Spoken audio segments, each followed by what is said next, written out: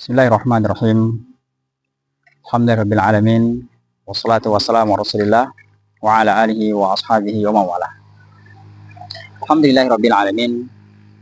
Pada kesempatan tahun ini Allah Subhanahu wa taala pertemukan kembali kita di bulan yang penuh berkah ini, di bulan yang penuh dengan ampunan ini, di bulan yang Allah Subhanahu wa taala melipat gandakan pahala yang tidak Allah Subhanahu wa taala lipat gandakan di bulan-bulan yang lainnya.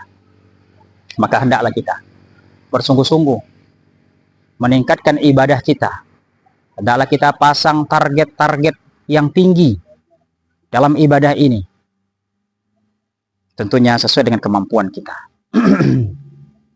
Maka di sini ada amalan yang sangat dianjurkan oleh Nabi SAW, dan juga hal ini diikuti oleh para ulama kita dari zaman ke zaman, dari dahulu sampai sekarang, yaitu memperbanyak sedekah di bulan Ramadan. Nabi SAW bersabda, afdalus sadaqah sadaqatu Ramadan. Itu kata Nabi SAW, sedekah yang paling utama, yang paling afdal itu adalah bersedekah di bulan Ramadan. Kita ketahui bersama, sedekah di bulan Ramadan beda pahalanya di bulan-bulan yang lainnya. Nabi SAW tidak hanya sekedar yaitu menganjurkan, tidak hanya sekedar memotivasi, tapi Nabi SAW sendiri mencontohkan hal tersebut. Sebagaimana sahabat Ibnu Abbas menceritakan keadaan Nabi SAW. Karena Rasul SAW ajwadan nas wa yakunu wa ajwada ma yakunu fi Ramadan. Kata sahabat Ibnu Abbas, Nabi SAW itu adalah orang yang paling dermawan. Dan Nabi SAW lebih dermawan lagi ketika beliau memasuki bulan Ramadan. Maka dari sini pula hendaknya kita bersungguh-sungguh mengikuti Rasul SAW, yaitu untuk memperbanyak sedekah, berinfak di bulan Ramadan ini. Ada infak pula yang sangat dianjurkan Nabi SAW adalah memberi makan orang bersedekah. Sebagaimana Nabi SAW bersabda, man fattara sha'iman kana lahu mithlu ajrihi wa ra'annahu la yanqusu min ajri shaimi syai'a.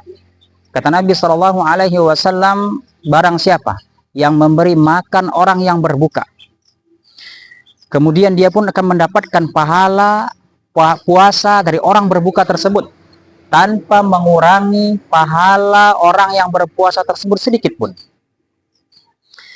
Para ulama menjelaskan tidak hanya yaitu memberi makan berbuka, jadi tidak hanya memberi makan orang berbuka, tapi termasuk di dalamnya kata para ulama adalah orang-orang yang memberi makan untuk orang bersahur. Karena kaidah dalam Islam yaitu orang yang menjadi wasilah, menjadi perantara, orang bisa beribadah kepada Allah Subhanahu wa taala, maka dia pun mendapatkan ganjaran pahala yang sama. Sebagaimana Nabi SAW bersabda, man jahaza ghazian fi sabilillah faqad ghaza. Kata Rasul SAW, barang siapa yang memfasilitasi, menyiapkan, menjadi wasilah orang bisa berangkat berjihad di jalan Allah Subhanahu wa taala, tentunya dengan jihad yang benar, maka kata Nabi SAW, dia pun mendapatkan pahala jihad tersebut meskipun dia tidak berangkat berjihad, karena dia sebagai yaitu wasilah dan menjadi perantara orang bisa berangkat berjihad.